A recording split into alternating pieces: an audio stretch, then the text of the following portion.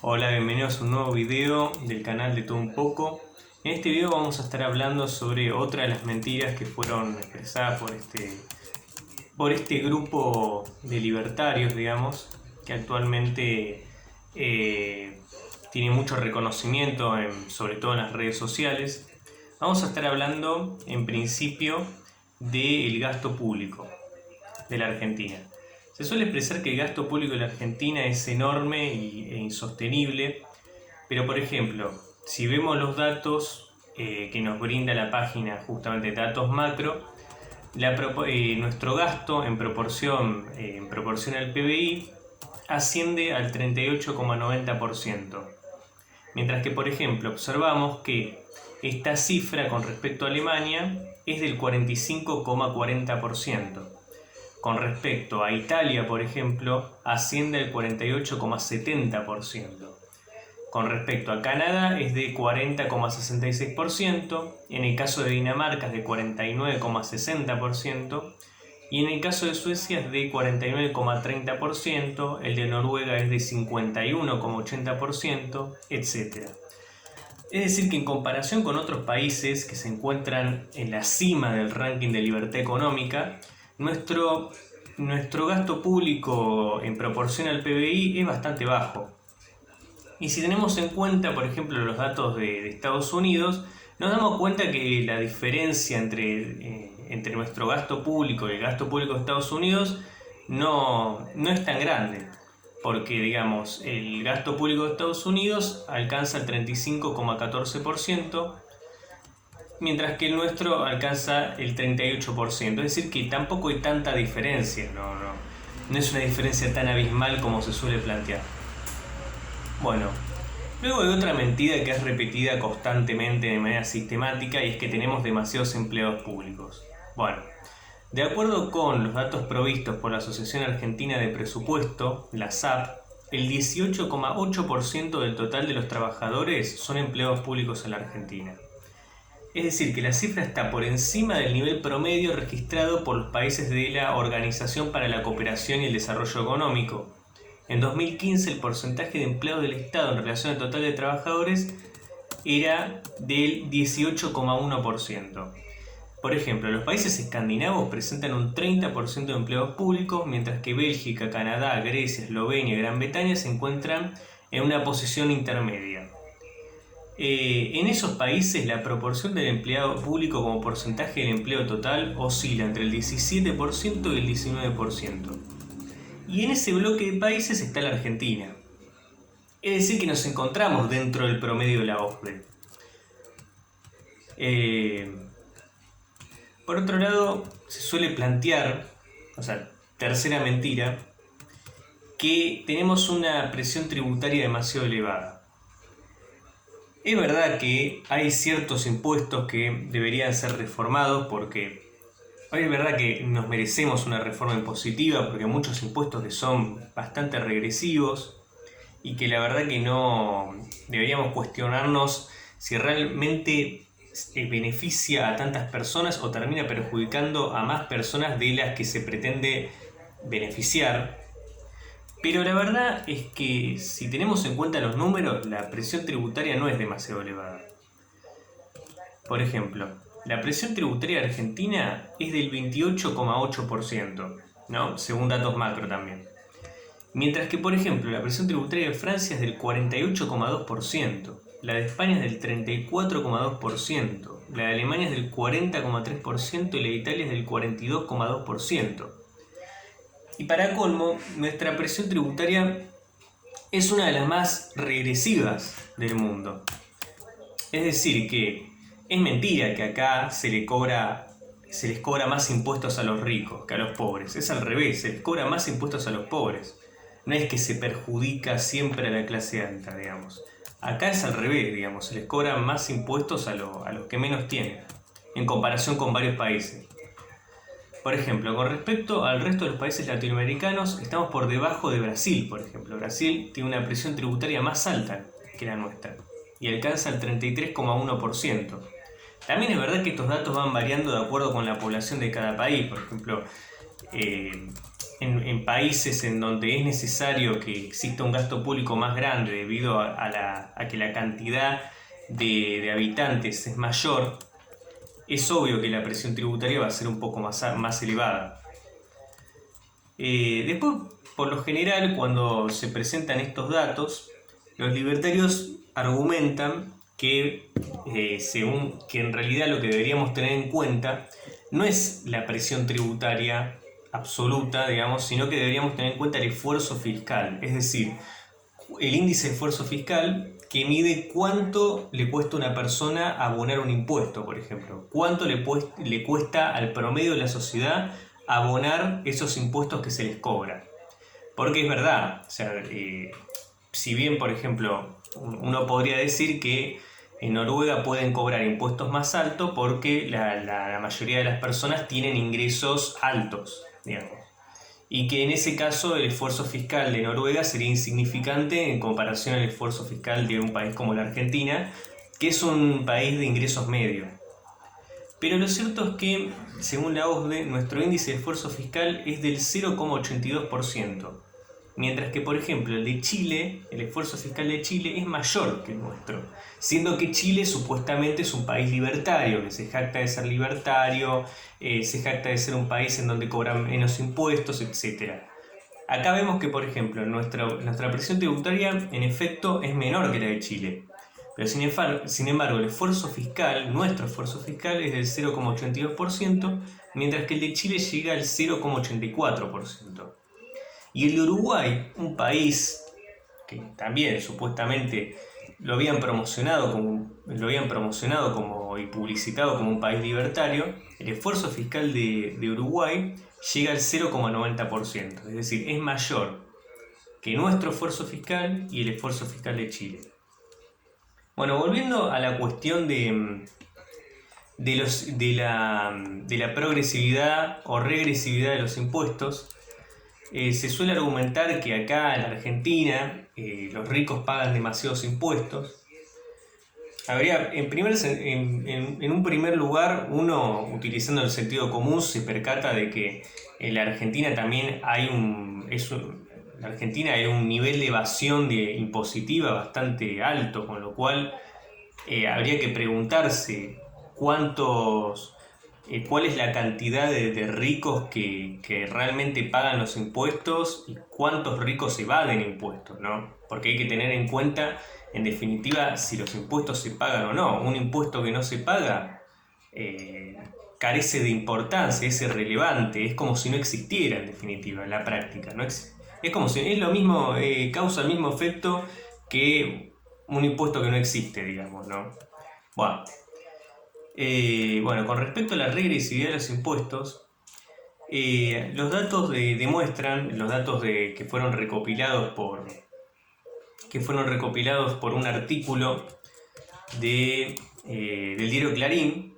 Según un artículo del diario Clarín, nuestra región, el 10% más rico posee el 71% de la riqueza, es decir, que hay una desigualdad bastante grande, y ese 10% más rico solamente tributa el 5,4% de su renta. De acuerdo con este artículo, que a su vez se basa en un estudio de la CEPAL, ¿no? Según este mismo estudio de la CEPAL, en Estados Unidos la contribución de los más acomodados es del 14,2%.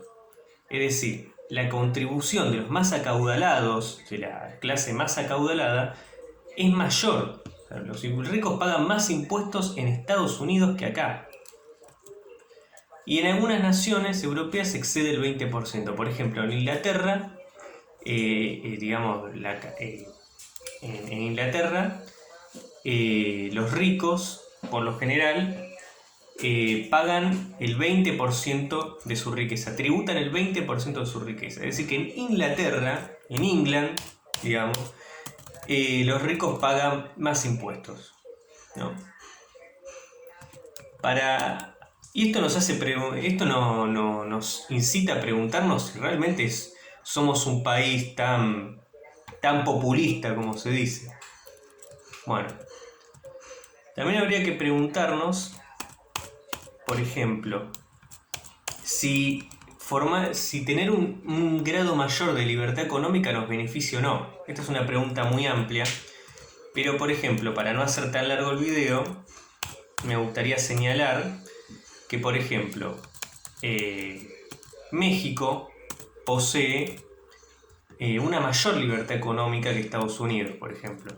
Si bien México está más abajo en el ranking de libertad económica, tenemos que admitir que el ranking de libertad económica es una medición bastante engañosa que no solamente tiene en cuenta el grado de libertad económica, que es lo único que debería tener en cuenta, sino que tiene en cuenta otros factores que en nada se relacionan con la libertad económica, como por ejemplo la eficiencia de la justicia, que uno dice ¿qué tiene que ver con la libertad económica? No lo sé. El nivel de corrupción, lo cual tampoco tiene nada que ver con la libertad económica, y para colmo es algo muy difícil de medir. Digamos, es algo muy subjetivo que no se puede cuantificar. ¿Cómo se puede cuantificar la corrupción? No se puede. Es una estimación muy subjetiva que no se basa en nada. Para colmo, cuando vamos a las fuentes, nos damos cuenta de que esta medición no está fundamentada de ninguna manera. Ellos simplemente dicen, bueno, la corrupción es tanto, pero no la fundamentan con ningún dato. Bueno. En el caso, bueno, con respecto a la comparación entre Estados Unidos y México, nos damos cuenta de que en libertad económica México posee 88 puntos, mientras que Estados Unidos tiene 87 puntos. Es decir, México por poco supera a Estados Unidos en libertad económica. Sin embargo, si nos vamos a la estadística que fue recopilada por CONEMA, no sé si lo estaré pronunciando bien, el mayor grado de libertad económica de México fue alcanzado en el 2004, ¿no? Llegaron a tener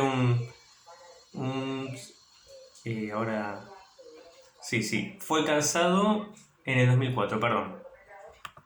Si acá vamos a la estadística de pobreza que existía en el 2004, según la Coneval, que vendría a ser el INDEC de México, la pobreza alcanzada por México en aquel año, en el 2004, en el año en el cual gozaban de una mayor libertad económica, la pobreza llegaba durante esos años al 46,2%. Es decir, la pobreza era muy elevada. Digamos, fíjense que ahora en Argentina, pandemia mediante, la pobreza alcanzó una cifra del 42%. Es decir, que la pobreza de México en aquellos años era abismal. Bueno, así que esto nos permite dudar de si tener un mayor grado, poseer un mayor grado de libertad económica, realmente va a reducir la pobreza. La verdad es que todo parece demostrar que no. Bueno, por otro lado, se suele argumentar que la pobreza de Chile es menor que la pobreza que acontece en la Argentina, y se suele decir esto para supuestamente demostrar, entre comillas, que la libertad económica reduce la pobreza, ¿no? Porque Chile ocupa un puesto más alto que Argentina en el ranking de libertad económica. Pero la verdad es que es muy tendencioso comparar los niveles de pobreza de un país con respecto a otro país. ¿Por qué? Porque la pobreza se mide de diferentes maneras en cada uno de los países y utilizan diferentes metodologías para elaborar los respectivos índices de pobreza. Cada país se basa en una metodología diferente y por ende cada país también arroja cifras diferentes que se pueden corresponder con la realidad o no. Por ejemplo, la canasta alimentaria de Chile toma a 2.000 calorías per cápita por día, mientras que la Argentina toma 2.750 por adulto varón entre 30 y 60 años. Es decir, ya la canasta básica arroja valores diferentes. Luego, Por ejemplo, hay países como Chile y Uruguay que introducen criterios de economías de escala al interior del hogar. Por ejemplo, el precio de un alquiler por persona suele ser más barato en un dos ambiente para dos personas que en un monoambiente para una persona. Y esto hace que la canasta básica se encarezca proporcionalmente menos a medida que hay más miembros en el hogar. Esto no ocurre en la metodología argentina.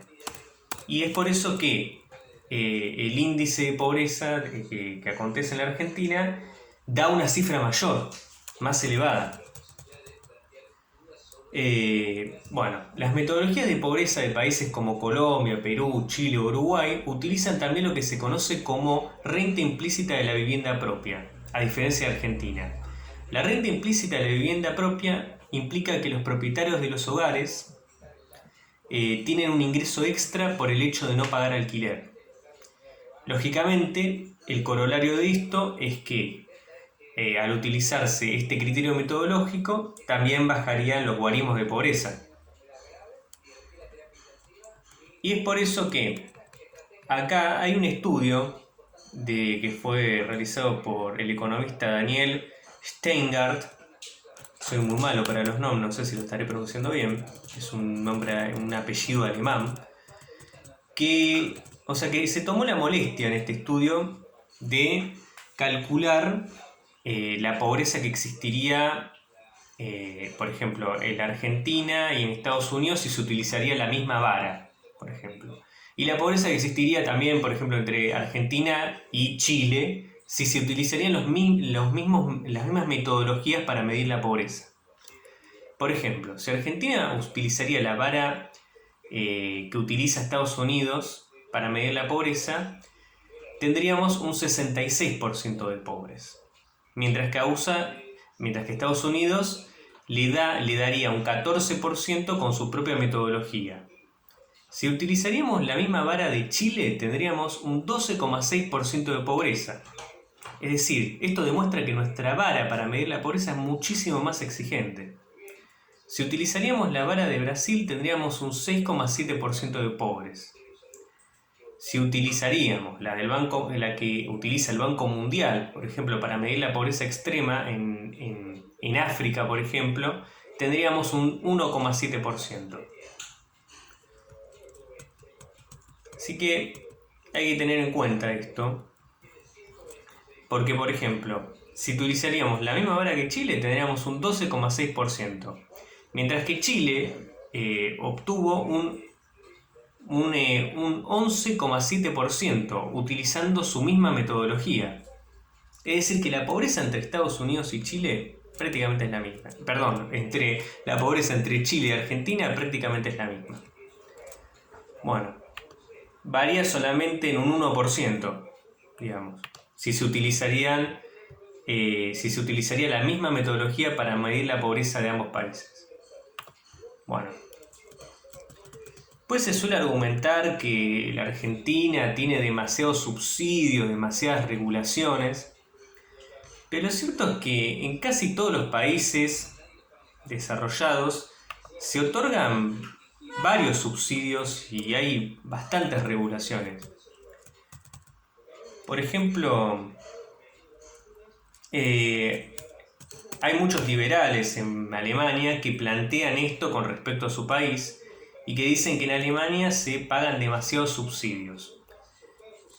Por ejemplo, dicen que se abonan, por ejemplo, de acuerdo con un estudio del diario ABC, de acuerdo con el sistema de prestaciones sociales alemán, los alemanes cobran 390 euros por subsidio de desempleo, ¿no?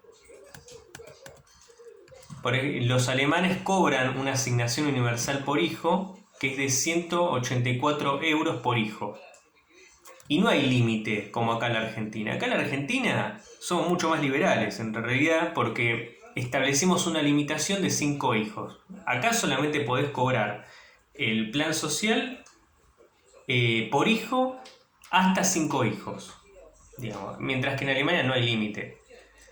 En Alemania también podés cobrar 400 euros para comprar comida, digamos, ¿no? Es algo muy similar a lo que acá se estableció con la tarjeta alimentaria, ¿no? O sea, en Alemania también hay tarjeta alimentaria, digamos. Y bueno, en Francia también se establecieron muchos subsidios, muchos planes sociales, que son bastantes, la verdad. No los voy a describir a todos porque si no el video duraría demasiado, pero lo voy a dejar adjuntado las fuentes, ¿no? Bueno, y por ejemplo acá vemos que, de acuerdo con un estudio que fue realizado por un diario liberal, que se llama Libre Mercado, o sea, es evidente que es liberal, no hay dudas de eso. En Estados Unidos, de acuerdo con este diario, el 49% de la población cobra algún tipo de ayuda estatal. El 49% en Estados Unidos. Es decir que con el criterio que utiliza Javier Milei, por ejemplo, para determinar que un país es socialista o no, con ese criterio podríamos determinar tranquilamente que Estados Unidos es socialista, la verdad. No sé. Por eso, 49% de la población, la verdad que es considerable, ¿no? Y bueno, esto obviamente es criticado en este diario, ¿no? Es criticado.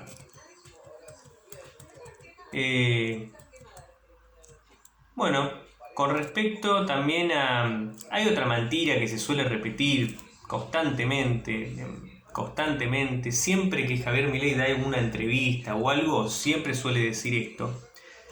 Y es que Singapur es un país libertario, ¿no? Supuestamente ahora Singapur es un país libertario porque está más arriba, acumula más puntos en el ranking de libertad económica, lo cual, como ya señalamos antes, es un ranking bastante dudoso, porque utiliza factores que no tienen ningún tipo de relación con la libertad económica.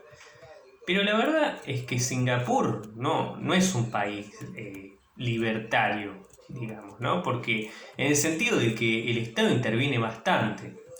Por ejemplo, en Singapur el Estado es propietario del 66% de las tierras y el 82% de la población habita en una vivienda pública gracias a un plan de viviendas impulsado por el Estado.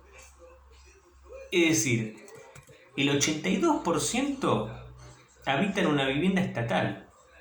Digamos, prácticamente el Estado es el dueño de todo en Singapur, ¿no? De todas las viviendas. Prácticamente todas las viviendas son del Estado. Así que no podríamos decir que... Y eso no me parece algo muy libertario, digamos, una medida muy libertaria. Bueno, en el próximo video voy a estar hablando sobre otras mentiras libertarias y quizás voy a hacer otros videos que traten sobre otro tema, porque me parece que ya hice bastantes videos sobre esta temática. Así que bueno, les mando un saludo.